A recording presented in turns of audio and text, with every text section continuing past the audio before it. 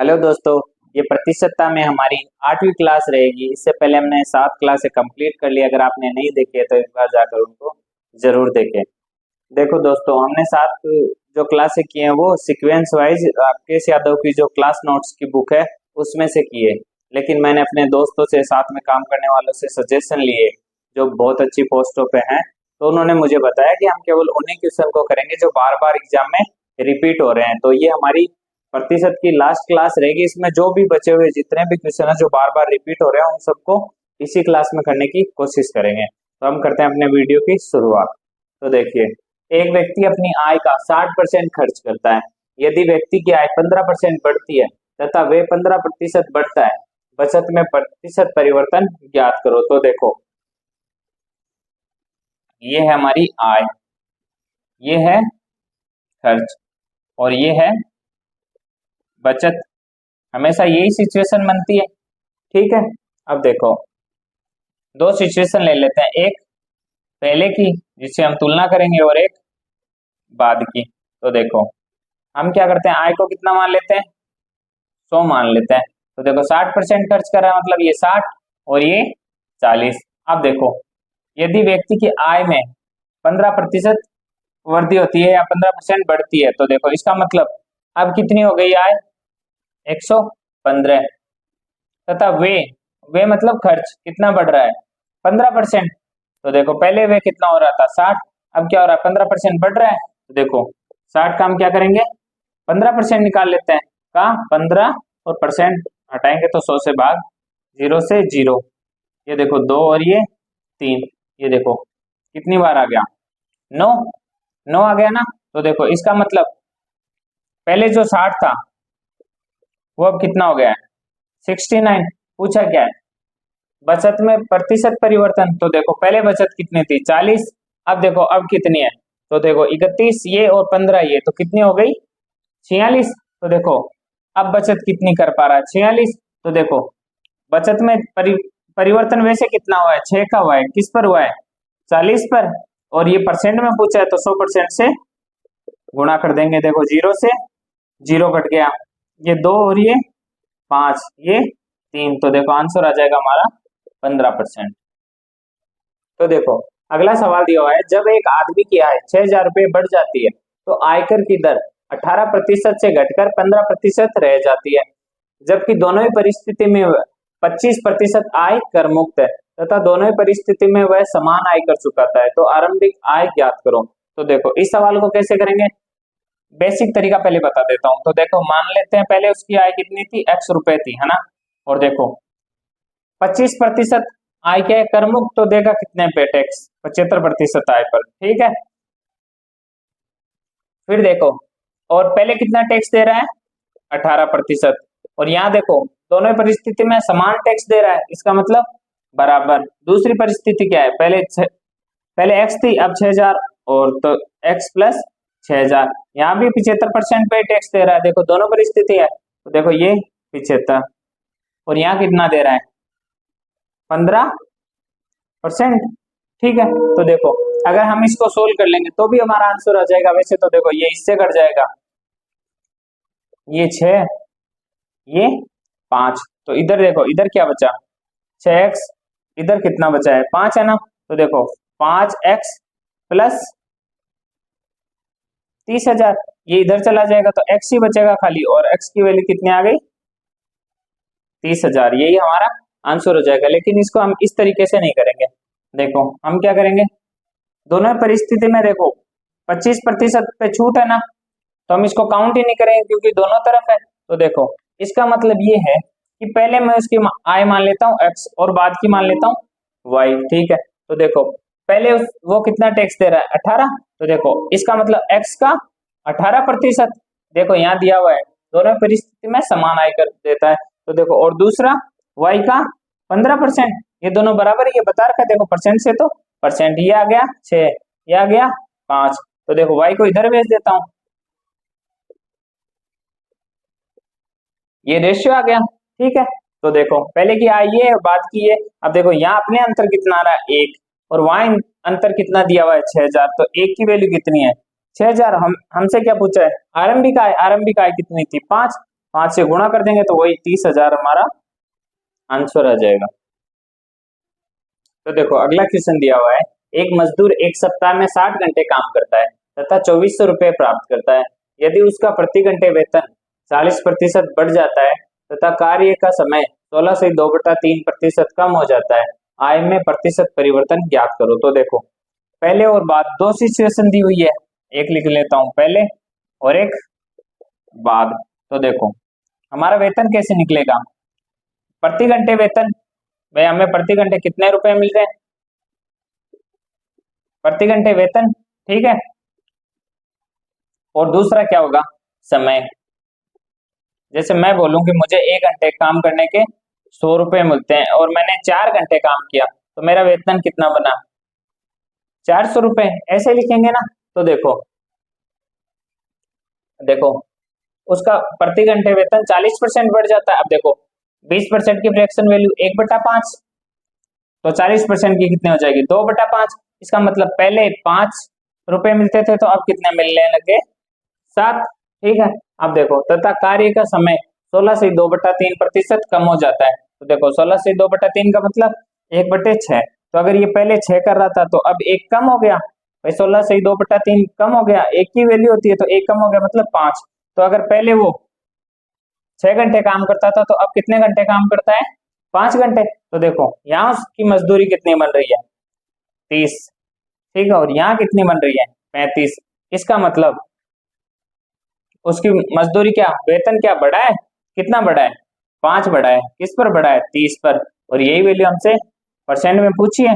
तो देखो एक जीरो से एक जीरो कट गया, ये कितना 50/3, ये वही आ गया 16 से 2/3%, यही हमारा आंसर हो जाएगा। तो देखो अगला सवाल दिया हुआ है, चीनी का दाम 16 से 2/3% बढ़ जाता है तथा परिवार की खपत 20% कम हो जाती है, कुल खर्च में प्रतिशत परिवर्तन ज्ञात करो। तो देखो खर्च कैसे होता है, देखो एक तो उसका है मूल्य, है ना, और एक हमारी खपत, इन दोनों को गुणा करने पर खर्च निकलता है। जैसे मैंने आपको बोला कि 20 रुपए किलो चीनी है और मुझे 4 किलो चीनी लानी है, तो हमारा खर्चा कितना हो गया, 80 रुपए। बस अगर इतना पता है तो ये सवाल आराम से हो जाएगा। देखो दो स्थिति है, तुलना करवाता है, दो स्थिति बनती है, एक पहले की और एक बाद की। तो एक तो लिख लेता हूं मैं उसका मूल्य और दूसरा लिख लेता हूं खपत, ठीक है। इनको मल्टीप्लाई करेंगे तो क्या आ जाएगी, वैल्यू। अब देखो मूल्य क्या हो रहा है, बढ़ रहा है 16 से 2/3, 16 से 2/3 बढ़ रहा है मतलब 6 से 7 हो रहा है, तो 6 से 7 हो रहा है। और खपत क्या हो रही है, 20% कम, 20% के फ्रैक्शन वैल्यू 1/5 कम हो रही है, तो 5 में से 1 माइनस हो जाएगा, मतलब 5 से कितनी हो रही है, 4, ठीक है। अब देखो पहले कितनी थी, 30, अब कितनी है, 28।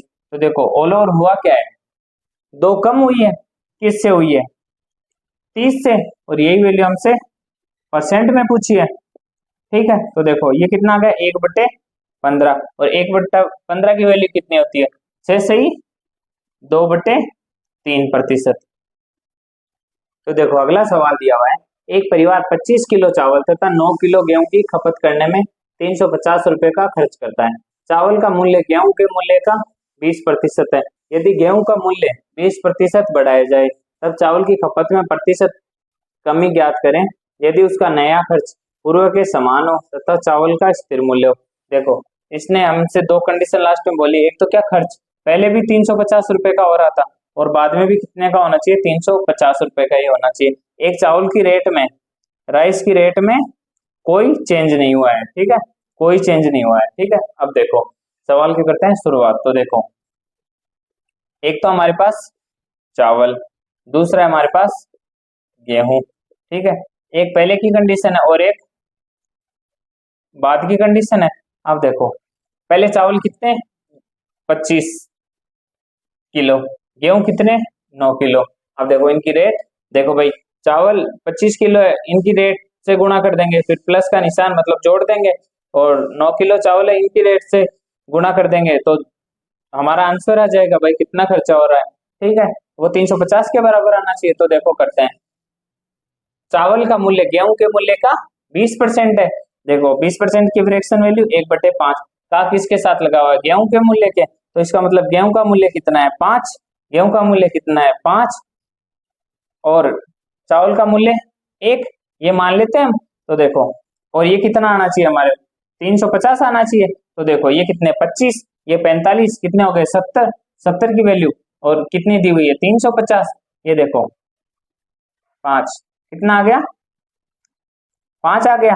तो देखो हमने 1 मानी थी, तो देखो इसका मतलब चावल की प्राइस तो कितने रुपए है 5 रुपए, ठीक है चावल की तो, और गेहूं की कितनी है 25 रुपए, ये ओरिजिनल प्राइस आ गई, ठीक है। अब करते हैं आगे सवाल। तो देखो अब वो बोल रहा है यदि गेहूं का मूल्य 20% बढ़ाया जाए, तो देखो गेहूं का मूल्य कितना है 25, 20% बढ़ाया जाए, तो देखो 20% निकालें इसका, तो देखो कितना आ गया 5, तो 5 बढ़ा देते हैं, तो गेहूं का मूल्य कितना हो गया 30 रुपए। अब देखो गेहूं कितने हैं 9 किलो, तो देखो 30 की रेट से करेंगे तो कितने आ गए 270, 270 रुपए तो हमने किस में खर्च कर दिए गेहूं खरीदने में।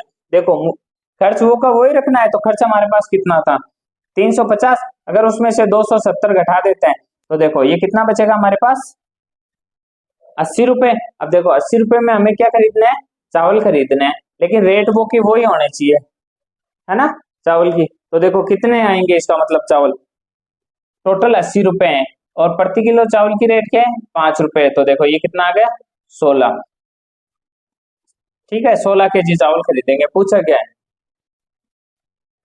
प्रतिशत में कमी पूछी है, तो देखो पहले कितनी 25 और कम कितनी हुई है 9, ठीक है, और यही परसेंट में पूछा है भाई, तुलना किससे करनी है पहले वाली से 25 से, तो देखो ये कितना आ गया 4, तो आंसर आ जाएगा हमारा 36%।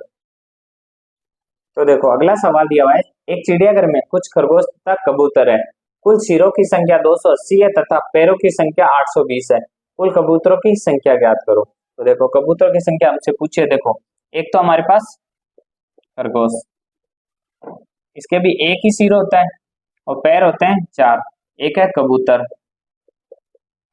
सिर 1 और पैर 2, ठीक है। अब देखो हम क्या करेंगे ऐसे सवालों में एक बार सभी को कबूतर मान लेंगे, तो देखो इसका मतलब 280 कबूतर, अगर 280 कबूतर होते तो पैर कितने होते 2 से गुणा कर देता हूँ कितने होते हैं 560, लेकिन देखो हमारे पास पैर कितने दिए हुए हैं टोटल 820, तो देखो डिफरेंस कितना हो गया 20 और 40 60 260, इसका मतलब 260 पैर हमारे पास अधिक है। ये अधिक क्यों है इस खरगोश के कारण, क्योंकि खरगोश के पास कितने 4 पैर हैं, ठीक है, तो दो दो वापस दे देंगे, तो देखो 260 बट्टे 2 तो कितने 130, ये कौन हो गए खरगोश, खरगोश कितने आ गए 130, टोटल कितने हैं 280, तो कबूतर कितने बच गए 150 बच गए। अब देखो अब हम क्या करेंगे एक बार सभी को मान लेते हैं खरगोश, तो देखो कितने सर है 280, इसका मतलब 280 का खरगोश है, इसको 4 से गुणा कर देते हैं तो कितने हो गए 1120, 1120 पैर होने चाहिए थे, लेकिन हमारे पास कितने हैं 820 ही, तो देखो ये 300 कम क्यों है, क्योंकि कबूतर के पास 2 ही पैर है, तो देखो 300 बटे 2, इसका मतलब कबूतर कितने हैं 150, तो देखो 280 में से 150 घटाएंगे तो 130 क्या जाएंगे खरगोश। तो देखो अगला सवाल दिया हुआ है किसी शहर की जनसंख्या 6000 है, यदि पुरुषों की संख्या 5% तथा महिलाओं की संख्या 11% बढ़ा दी जाए तब नई जनसंख्या 6600 हो जाती है, तो पुरुषों तथा महिलाओं की वर्तमान संख्या ज्ञात करो। तो देखो ऐसे सवाल को क्या करेंगे, देखो दोनों में चेंज हो रहा है ना, और ऑल ओवर चेंज हो रहा है, तीनों की अगर हमें वैल्यू पता है तो हम कैसे करेंगे, देखो एक मेल है एक फीमेल है, मेल कितने 5% बढ़ रहे हैं, फीमेल 11%, ठीक है, और देखो ऑल ओवर भी हमें पता है उसको यहाँ लिख लेंगे, ऑल ओवर कितना हो रहा है 600 बढ़ रहा है किस पे 6000 पे, 600 बढ़ रहा है किस पे 6000 पे, और परसेंट में तो 100% से गुणा कर देंगे, देखो 600 से 600 कट गया, 10 से 10 कितना आ गया 10%, अब देखो 6000 का 10% बढ़ा है ना, तो देखो यहाँ कितना बढ़ा है 10%, देखो तो हम क्या करेंगे इनका जो संख्याओं का अनुपात आएगा ना परसेंट चेंज से वो ऐसे क्रॉस में आएगा, तो देखो इन दोनों का अंतर कितना है 5, यहाँ रेशियो का चिन्ह, यहाँ अंतर कितना है 1, इसका मतलब उनकी जो संख्या का रेशियो होगा वह कितना आ गया 1:5, तो देखो टोटल कितना है, यहाँ कितना हो रहा है 6, 6 की वैल्यू 6000, तो 1 की वैल्यू 1000 और 5 की 5000, यही हमारा आंसर हो जाएगा। तो देखो अगला सवाल दिया हुआ है, एक विद्यार्थी 36% अंक लाता है तथा 32 अंक से फेल हो जाता है, यदि वह 48% अंक लाता है वह 64 अंकों से पास हो जाता है, उत्तीर्ण प्रतिशत ज्ञात करो। तो देखो ऐसे सवाल को कैसे करेंगे, देखो पहले क्या कर रहा है, वो 36% अंक ला रहा है, लेकिन वो फेल कितने से हो रहा है, 32 अंकों से। इसका मतलब अगर उसको 32 अंक और आ जाते उसके, कितने 32 अंकों, तो वो क्या हो जाता, पास हो जाता। फिर देखो फिर से क्या लिखा हुआ, यदि वह 48% अंक लाता है, अगर वह 48% अंक लाता है तो वह 64 अंकों से पास हो जाता है। 64 अंकों से पास होने का मतलब है कि 48% अंक आने पर 64 उसके ज्यादा आ गए, है ना। तो इसका मतलब वो इस कंडीशन में भी पास हो जाएगा, ठीक है। अब देखो हमसे क्या पूछा है, उत्तीर्ण अंक। तो देखो यहाँ परसेंट में डिफरेंस कितने का है, कितने का है, देखो 4 और 8 12 का डिफरेंस है, 12%। और देखो यहाँ अंतर कितने का है, तो देखो एक बार तो क्या हो रहा है 32 अंकों से फेल हो रहा है, एक बार 64 ज्यादा आ रहे हैं, तो देखो अंतर क्या होगा, इस बार ये दोनों जुड़ जाएंगे, तो देखो कितने आ गए 6 और 9 96 आ गए, ठीक है। इसका मतलब इनका डिफरेंस इनके डिफरेंस के बराबर, तो देखो 12% की वैल्यू कितनी आ गई 96, ठीक है। तो हमसे पूछा क्या है, तो देखो एक बार अपन सोल्व कर लेते हैं, 1% की वैल्यू क्या आ जाएगी 8, इसका मतलब 8 अंक किसके बराबर है 1% के, ठीक है। तो देखो यहाँ वो पास हो रहा है 36% प्लस 32 अंक, तो देखो अगर 8 अंक से 1% बन रहा है तो 32 अंक से कितना बन जाएगा 4%, तो वो कितने में पास हो जाएगा 40% में वो पास हो जाएगा। अब यहाँ देख लो, देखो 64 अंक ज्यादा आ गए तो उनको घटा देंगे तो भी वो पास हो जाएगा। तो देखो 8 अंकों से क्या बन रहा है 1%, तो देखो 64 से कितना बन जाएगा 8%, ठीक है। मतलब 8% ज्यादा ले उसको माइनस कर देते हैं तो भी उत्तीर्ण अंक आ जाएंगे, तो 48 में से 8 माइनस करेंगे तो वो क्या हुई 40%, यही हमारा आंसर हो जाएगा। तो देखो अगला सवाल दिया हुआ है, किसी चुनाव में 2 उम्मीदवार भाग लेते हैं, 20% वोट अवैध घोषित हो जाते हैं तथा जीतने वाला प्रत्याशी वैध मतों का 70% प्राप्त करता है तथा 96 से वोटों से जीतता है, ज्ञात करें कुल पंजीकृत मतदाता और वैध मतदाता। तो देखो ऐसे जब भी सवाल आएंगे हम क्या करेंगे, कुल मान लेते हैं 100 वोट थे, मतदाता कितने हैं 2, ठीक है। और देखो अवैध भी घोषित हुए हैं तो हम वैध जो मत है उनको लिख लेंगे। देखो 20% हो गए, इसका मतलब 80, ठीक है। अब एक तो होगा जीतने वाला, एक होगा हारने वाला, तो देखो इसको कितना मिला है जीतने वाले को 70%, तो देखो इसका 70% कितना हो जाएगा 10% 8 है, तो 70% कितना होगा 7 से गुणा कर देंगे तो 56 हो जाएगा, इसका मतलब, है ना। और देखो हारने वाले को कितने मिले, फिर वैध मतों का 30 उसको मिला है, तो देखो इसका 30% कितना हो जाएगा 8 3 24। देखो वैसे भी निकाल सकते हैं 80 का 70%, तो देखो 2 0 वो 56 आ गए, 30 निकालेंगे तो कैसे निकालेंगे 30/100, ठीक है। 2 0 से 2 0 और ये 24 आ गए, ठीक है। तो देखो अब क्या है, कितने वोटों से जीता है, देखो एक चुनाव है मानो, है ना, उसमें 1 लाख वोट तो मिलेंगे इसको और इसको मिले 1,20,000, तो ये जीतेगा कितनों से, जो अंतर है वो 20,000 उन्हीं से जीतेगा। तो देखो यहाँ अंतर कितना है, अपने अंतर कितना आ रहा है, देखो 24 माइनस कर लेंगे तो 56 में से कितना आ जाएगा 32, और इसकी वैल्यू कितनी दी हुई है 9600, मतलब 9600 दी हुई है। पूछा क्या है कुल मतदाता, तो देखो कुल हमने कितने माने हैं 100, और अगर वेद पूछता ये पूछता तो कितना कर देते 80, तो देखो 3, तो यहाँ तो हो जाता 30,000, और वेद मत पूछते तो कितना हो जाता 24,000, ठीक है।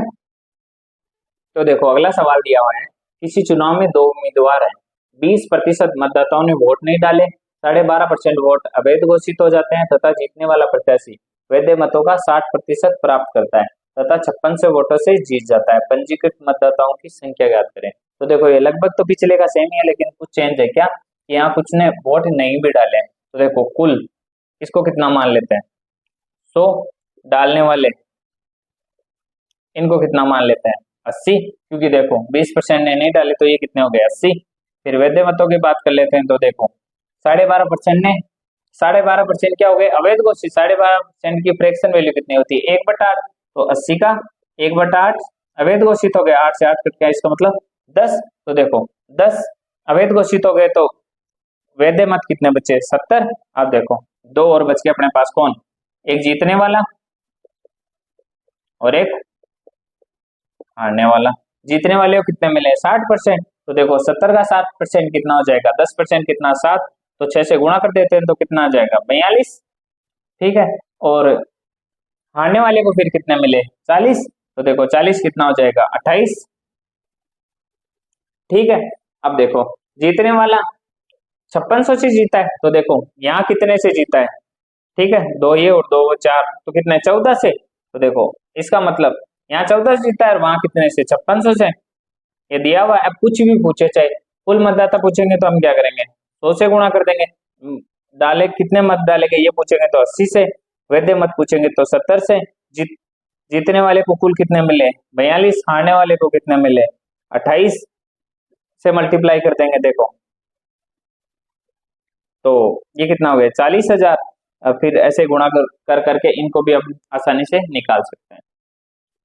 तो देखो अगला सवाल दिया हुआ है, किसी शहर की जनसंख्या प्रथम वर्ष 16 से 2/3% बढ़ जाती है तथा दूसरे वर्ष 37 से 1/2% घट जाती है, परंतु तीसरे वर्ष 57 से 1/7% बढ़ जाती है। वर्तमान जनसंख्या ज्ञात करें, जबकि 3 वर्ष बाद जनसंख्या 1,65,000 हो जाती है। तो देखो यहाँ भी वही दो कंडीशन है, एक पहले की और एक बाद की। तो देखो बाद में कितनी हो जाती है 1,65, पहले की हमें पूछिए। तो देखो सबसे पहले क्या हो रहा है, पहले वर्ष क्या हो रहा है बढ़ रही है कितनी 16 से 2/3%, इस 16 से 2/3% की फ्रैक्शन वैल्यू 1/6 बढ़ रही है, तो 6 से कितनी हो रही है 7 हो रही है। ठीक है, दूसरे वर्ष क्या हो रहा है घट रही है कितनी 37 से 1/2। देखो 37 से 1/2 का मतलब है 3/8, तो 8 में से 3 घट जाएगी, तो देखो ये कितनी, इसका मतलब ये 5। अब देखो फिर क्या हो रहा है तीसरे वर्ष क्या हो रहा है 57 से 1/7% बढ़ जाती है, तो देखो इसको फ्रैक्शन में बदल लेते हैं। मैंने बताया था कि परसेंट हटाना हो तो क्या करेंगे 100% से भाग दे देंगे। तो देखो ये 49 हो गए, बच्चे 4, 35 और 4 39, और एक ये बच्चा कितना हो गए 400/7, हटाएंगे तो 100% से भाग देंगे, यहाँ परसेंट लगाओ तो वो घट जाएगा। देखो 2 जीरो से 2 जीरो, तो ये वैल्यू किसकी है 4/7 की। इसका मतलब ये तो हमेशा पहले वाली है, ओरिजिनल वैल्यू होती है 7, और यहाँ क्या बढ़ रही है क्या, देखो बढ़ जाती है, बढ़ रही है, इसका मतलब 4 बढ़ जाएंगे, ये कितनी हो गई 11। तो देखो पहले और बाद का रेशियो निकालेंगे, है ना, तो इनको मल्टीप्लाई करेंगे, नीचे भाग में ये आएगा, तो 7 से 7 तो घट जाएगा। ठीक है, तो देखो इसका मतलब पहले कितनी थी 48 और रेशियो में, और ये कितनी थी 55। ठीक है 55। अब देखो हमें बाद वाले की वैल्यू दी हुई है, तो हमें 55 की वैल्यू पता है कितनी है 1,65। ठीक है, और पूछी किसकी है 48 की, तो हम इसको सोल्व कर लेते हैं एक बार। देखो ये कितनी बार काट देगा 3 बार। ठीक है, ये कितना हो गया 1,44,000, यही हमारा आंसर हो जाएगा। तो देखो अगला सवाल दिया हुआ है, एक व्यक्ति के पास कुछ तार है, 10% भाग चोरी कर लिया जाता है, बच्चे का 70% भाग बेच दिया जाता है, तार की वास्तविक लंबाई ज्ञात करें यदि 810 मीटर तार अभी भी बचा हुआ है। तो देखो तार को हम कितना मान लेते हैं, पहले कितना था 100 था, 10% चोरी हो गया, इसका मतलब बचा हुआ कितना है, ये कौन सा है कुल, बचा हुआ कितना है, इसका मतलब 90। ठीक है, और बच्चे का 70% वो बेच देता है, तो देखो 90 का 70%, 10% कितना हो गया 9, 70% कितना हो गया 63, ये उसने क्या कर दिया बेच दिया। तो देखो इसके पास बचा कितना 7 ये और 20 वो, इसका मतलब उसके पास कितना बचा है 27 भाग बचा हुआ है। ठीक है 100 में से, तो देखो 27 की वैल्यू हमें कितनी दी हुई है 810। पूछा क्या है तार की वास्तविक लंबाई, वास्तविक हमने कितनी मानी है 100, तो कितनी आ गई 3000 मीटर, यही हमारा आंसर हो जाएगा। तो देखो अगला सवाल दिया हुआ है, एक कंपनी अपने विक्रेता को कुल बिक्री पर 12% कमीशन देती है तथा 15,000 रुपए से ऊपर की बिक्री पर 1% बोनस देती है। यदि विक्रेता की कुल आय 7650 रुपए हो तब कुल बिक्री ज्ञात करें। तो देखो ऐसा सवाल जब भी आएगा हम कैसे करेंगे, देखो कुल बिक्री में मान लेता हूँ 100, अगर 100 की स्थिति में है तो उसको क्या मिल रहा है 12%। लेकिन देखो 15,000 से ऊपर, अगर वो 15,000 तक बेचता है तब तो उसको क्या मिलेगा केवल 12%। और अगर वो 15,000 से ऊपर बेचता है ना, चाहे वो कितना भी बेचता हो, है ना, मतलब 15,000 से ऊपर जो भी बेचेगा उस पर उसे कितना मिलेगा 1% बोनस में, मतलब 13%। तो देखो इस क्वेश्चन को करने का सबसे आसान तरीका ये है कि हम उसको क्या करेंगे, इन 15,000 पे भी कितना दे देंगे 1% बोनस दे देंगे। ठीक है, तो हमारा सवाल इजी हो जाएगा। तो देखो हम क्या करेंगे 15,000 तक भी इसको 1% बोनस दे देते हैं। तो देखो 15,000 का 1% कितना होता है 150, वो किसको दे देते हैं इस विक्रेता को। तो देखो इसका मतलब 7650 पहले मिल ही रहे थे, 1% और दे देते हैं तो देखो उसको कितना मिल रहा है 7800, है ना। तो देखो परसेंट में उसको टोटल कितना मिल रहा है 12, तो वो मिल रहा था और हमने 15,000 से पहले भी 1% दे दिया, इसका मतलब हम उसे कितना दे रहे हैं 13%। और पूछा क्या कुल बिक्री, तो ये 13% की वैल्यू, तो हमसे पूछिए 100% की वैल्यू।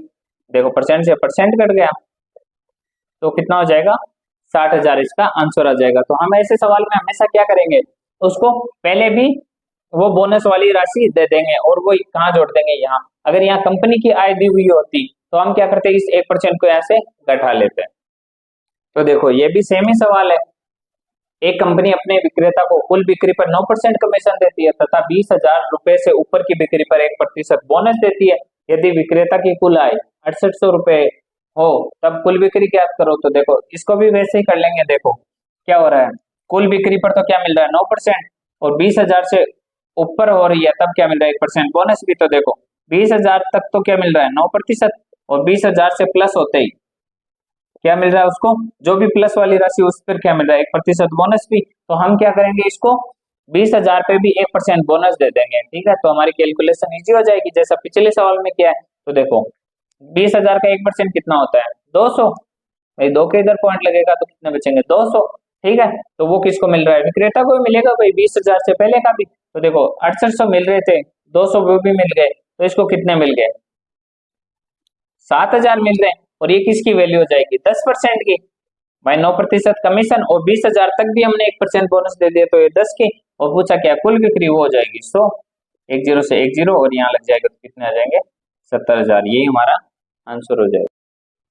तो देखो अगला सवाल दिया हुआ है, अंकित अपनी 50% आय घर के खर्चों में खर्च करते हैं, बाकी का 50% वह यात्रा में और 25% मनोरंजन में, 10% खेलों पर तथा बाकी 900 रुपए की बचत करता है। तो अंकित की मासिक आय ज्ञात करो। तो देखो हम उसकी मासिक आय मान लेते हैं 100 रुपए। ठीक है, अब देखो 50% वो घर पे खर्च कर दिया तो उसके पास बचे कितने 50। देखो हमें बचत तक जाना है ना, तो देखो 50, फिर क्या है बाकी का 50% हुआ है यात्रा पर। तो देखो 50 का 50% कितना हो गया 10%, 5 तो 50% कितना हो गया 25, भाई 50% की फ्रैक्शन वैल्यू 1/2, तो हाफ कितना हो जाएगा 25।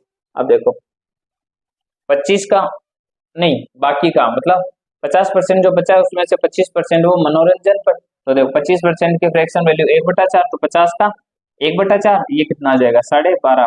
तो देखो 12.5 उसने और खर्च कर दिया तो हमारे पास कितना बचा 12.5।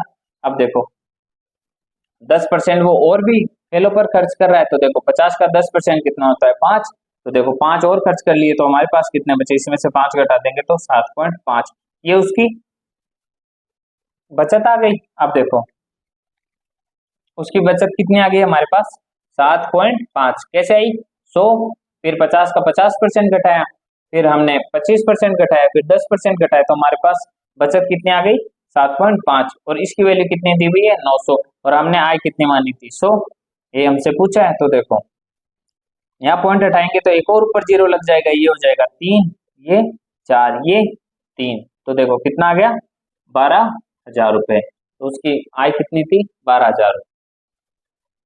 तो देखो अगला सवाल दिया हुआ है, चीनी का मूल्य 20% बढ़ता है, चीनी की खपत में कितने प्रतिशत की कमी की जाए जिससे कुल खर्च स्थिर रहे। तो देखो ऐसा हमने पहले भी सवाल किए हैं कि एक में 20% की वृद्धि हो गई तो दूसरे उससे कितनी कम है, वैसे भी कर सकते हैं इसको। तो देखो यहाँ 20 बढ़ा है तो वापस कहाँ से आना है, 120 से आना है, ठीक है। और कितना आना है, 20% में वैल्यू चाहिए तो 100% से गुणा कर देंगे। ये देखो 1/6, 1/6 की फ्रैक्शन वैल्यू क्या होती है, 16 सही 2/3%। तो देखो दूसरा तरीका भी देख लेते हैं। देखो खर्च क्या होता है, मूल्य गुणा खपत। हमारे पास दो कंडीशन है, एक पहले की और एक बाद की। तो देखो मूल्य क्या 20% बढ़ रहा है, 20% की फ्रैक्शन वैल्यू 1/5 मतलब 5 से कितना हो रहा है 6। तो देखो वो जा रहा है खर्च समान रहे। तो देखो अगर यहाँ खर्चा समान लाना है तो क्या करेंगे, इसको तो 6 से गुणा कर देते हैं और इसको 5 से, ठीक है। तो देखो खपत में क्या हुआ है, पहले कितनी हो रही थी 6, अब कितनी हो रही है 5, इसका मतलब कम कितनी हुई है 1। यही हमें परसेंट में पूछा है। तो देखो 1/6 परसेंट में बदलेंगे तो कितना आ जाएगा, 16 से 2/3%। तो देखो अगला सवाल दिया हुआ है, चीनी का मूल्य 30% घटता है, इसकी खपत कितनी प्रतिशत बढ़ाई जाए जिससे कुल खर्चे में 10% की कमी हो। तो देखो इसको हम पहले वाले तरीके से ही कर लेते हैं। देखो 30% घट गया, इसका मतलब कहाँ तक बात पहुंच गई, 70 तक। अब हमें वापस कहाँ तक जाना है, इस बार क्या कर रहा है, कुल खर्चे में 10% की कमी करवा रहा है। मतलब अब अगर 100 माने तो हमें कहाँ तक जाना है, 90 तक ही जाना है। तो देखो 70 से 90 तक जाएंगे तो क्या करेंगे, 20 बढ़ाना पड़ेगा, किससे बढ़ाएंगे 70 से। ये हमें परसेंट में पूछा है, 100% से गुणा कर देंगे। देखो 0 0 2/7, 1/7 का मतलब कितना होता है 14 सही 2/7। तो 2/7 का मतलब कितना हो जाएगा 28 सही 4/7%। यही हमारा आंसर हो जाएगा। तो देखो अगला सवाल दिया हुआ है, एक 60 छात्रों की कक्षा में 40% केवल हिंदी, 25% केवल अंग्रेजी और बाकी दोनों भाषाएं बोल सकते हैं। तो कितने छात्र अंग्रेजी बोल सकते हैं, ठीक है। तो देखो कुल छात्र कितने हैं 60 है, 40% केवल हिंदी। अब देखो केवल हिंदी बोलने वाले इंग्लिश नहीं बोल सकते। और देखो इंग्लिश वाले कितने हैं, केवल इंग्लिश वाले 25, और दोनों वाले कितने बच गए, जो भी इनका डिफरेंस है 100 से। तो देखो इसका मतलब 35% क्या बोल सकते हैं, इंग्लिश और हिंदी दोनों बोल सकते हैं। तो देखो हमें पूछा है इंग्लिश बोलने वाले, तो ये दोनों बोल रहे हैं, ये इंग्लिश बोल रहे हैं, ठीक है। इसका मतलब 60% ऐसे हैं जो इंग्लिश बोल सकते हैं। तो देखो 60 का 60% ही हमसे पूछा है। देखो 2 0 से 2 0, तो 36 ऐसे स्टूडेंट हैं जो इंग्लिश बोल सकते हैं। तो देखो अगला सवाल दिया हुआ है, एक गांव में 60% परिवार में से प्रत्येक के पास एक गाय है, 30% के पास भैंस है और प्रत्येक 15% के पास दोनों है। यदि कुल 96 परिवार हो तो कितने परिवार के पास गाय या भैंस नहीं है। तो देखो गाय वाले कितने हैं 60%, भैंस वाले कितने हैं 30%, और दोनों वाले कितने हैं 15%। देखो जब भी हमारे पास ऐसी सिचुएशन आएगी तो हम क्या करेंगे, भाई गाय और भैंस इसके पास दोनों है तो वो इन दोनों में जुड़ा हुआ है। देखो इसके पास भी है और बफेलो इसके पास है तो ये इसमें भी शामिल है, तो एक में से हम घटा लेंगे तो हमारे पास वो संख्या आ जाएगी कि भाई इतने परिवार जिनके पास कोई ना कोई एक जानवर जरूर है। तो देखो ये कितने हो गए 90, 90 में से 15 घटाएंगे तो 75, इसका मतलब 75% परिवार ऐसे हैं जिनके पास कोई ना कोई जानवर जरूर है। तो देखो नई वाले पूछे हैं तो नई वाले कितने हो गए फिर 25%, 25%। तो देखो हमें क्या करना है, इसका 25% निकाल लेते हैं। भाई 96 परिवार है तो देखो 96 का 25% का मतलब क्या होता है 1/4, 1/4। तो ये देखो कितना आ गया 24, यही हमारा आंसर हो जाएगा।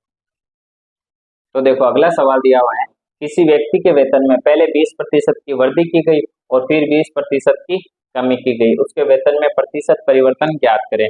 तो देखो जब भी ऐसा सवाल आएगा हम इसको दो तरीके से कर सकते हैं। तो देखो पहला तो यहाँ देखो एक बार बढ़ रहा है और एक बार घट रहा है और वो मान भी संख्या में समान है, जैसे 20-20% दिया हुआ है, ऐसी सिचुएशन में इसका आंसर हमेशा हो जाएगा, तो इसको इन दोनों को जगह में x मान लेता हूँ तो इसका आंसर हो जाएगा x²/100%। यही हमारा आंसर हो जाएगा। देखो यहाँ 20 है तो देखो 20 का स्क्वायर कितना होता है 400/100%। तो देखो 2 0 कट गए तो कितना आ गया 4%। ये हमेशा नेगेटिव आएगा, अगर लाभ हानि है तो हानि हो जाएगी और कमी और अधिक दिया हुआ है तो कमी आंसर आएगी। अब देखो इसको दूसरे तरीके से भी कर लेते हैं, बेसिक भी बता देता हूँ। 20% की वृद्धि की गई, इसका मतलब पहले हम 100 मान लेते हैं, उससे कितना हो गया 120। अब वो क्या कर रहा है 20% घटा रहा है ना, पर किससे 120 से। तो देखो 20% की फ्रैक्शन वैल्यू क्या होती है 1/5, ठीक है, तो 1/5 घटा रहा है, देखो ये कितना हो गया 24, 24 की कमी हो गई, ठीक है। तो देखो 120 में से 24 की कमी हो गई, इसका मतलब बच्चे कितने 96। तो देखो पहले कितना था 100, और अब दोनों चेंज होने के बाद कितना बचा 96, तो कमी कितनी हुई है 4 की, किस पर हुई है 100 पर, और परसेंट से गुणा कर देंगे 100% से, देखो ये कट गया तो कितने आ गए 4%। ये हमेशा नेगेटिव मान को ही बताएगा जब भी ऐसी सिचुएशन आएगी। तो देखो अगला सवाल दिया हुआ है, नमक और पानी के घोल में 5% नमक है, अगर 20 लीटर पानी वाष्प हो जाता है तो नमक 15% बन जाता है, प्रारंभिक घोल ज्ञात करें। तो देखो ऐसे जो भी सवाल आएंगे हम उनमें एक यूनिक तरीका लगाएंगे, जो हम एक दो क्वेश्चन में और भी लगा के देखेंगे। वो तरीका क्या रहेगा, जैसे जिसकी वैल्यू चेंज नहीं हो रही, तो नमक ये उतना का उतना ही है, पानी उड़ा है, तो इसका अनुपात है कितना 5 से, ये पहले का है ये बाद का, तो देखो 5 से कितना हो रहा है 15 हो रहा है, ठीक है। तो इसका मतलब अनुपात में काट लेते हैं 1 और 3, इसका मतलब घोल कितना हो गया 3 से 1 हो गया, ठीक है। तो घोल 3 से 1 क्यों हुआ है, क्योंकि 20 लीटर पानी वाष्पित हो गया। तो देखो इसका मतलब यहाँ चेंज कितना, दो की वैल्यू कितनी दी हुई है 20 लीटर पूछा क्या है, प्रारंभिक घोल वो कितना है 3, तो देखो ये कितना आ गया 10, इसका मतलब घोल कितना था 30 लीटर। तो देखो ये जस्ट पिछले सवाल की तरीके से इसको करेंगे, तो देखो क्या लिखा हुआ है 20 किलो ताजे तरबूज में 96% पानी है, कुछ समय बाद इसमें 95% पानी रह जाता है, तरबूज का वर्तमान वजन ज्ञात करो। तो देखो इसमें चेंज क्या नहीं हो रहा है, पल्प नहीं हो रहा है भाई, पानी तो उड़ रहा है, पल्प चेंज नहीं हो रहा है। पल्प देखो पहले कितना परसेंट था 4, बाद में कितना हो गया 5 भाई, 95 पानी है तो 5 हो गया, तो इसका मतलब वजन या घोल ये क्या होता है इसका उल्टा होता है पल्प का, ठीक है। तो ये कितना हो गया 5 से 4 हो गया। अब देखो पहले कितना था 20 किलो, वो किसकी वैल्यू है 5 की, ठीक है भाई, पहले वजन कितना था 20 किलो, वो वैल्यू है 5 की, और हमें क्या चाहिए 4 की वैल्यू अभी की वर्तमान की, तो वो कितना है 4, तो देखो ये 4, तो ये कितना आ गया 16 किलो। आज से पहले ये तरीका आपने बिल्कुल नहीं देखा होगा। तो देखो अगला सवाल दिया हुआ है, ताजा फलों में 68% पानी है और सूखे फलों में 20% पानी है, 75 किलो ताजे फलों में कितने किलो सूखे फल बनाए जा सकते हैं। तो ये भी वही घोल वजन वाला ही है, तो देखो उसको भी उसी तरीके से कर लेते हैं। यहाँ चेंज क्या नहीं हो रहा, पल्प ही चेंज नहीं हो रहा, जिसे हम गिरी भी बोलते हैं वही चेंज नहीं हो रहा है। पहले देखो पल्प कितना था 32, 68 पानी था तो 32, यहाँ 20% पानी है, इसका मतलब पल्प कितना है 80, देखो इसको 8 से काट लेते हैं 10, ये फिर से कट रहा है 2 और 5, इसका मतलब घोल या फिर वजन इनका रेशियो क्या आ जाएगा उल्टा 5 से 2। तो देखो ताजा फल कितने दिए हुए हैं 75, यहाँ कितने हैं 5, तो 5 की वैल्यू कितनी दी हुई है 75। पूछा क्या है सूखे फल, वो देखो यहाँ 2, भाई 5 से 2 गए तो 2 की वैल्यू पूछी है, तो देखो 15, इसका मतलब 30 किलो सूखे फल बनाए जा सकते हैं।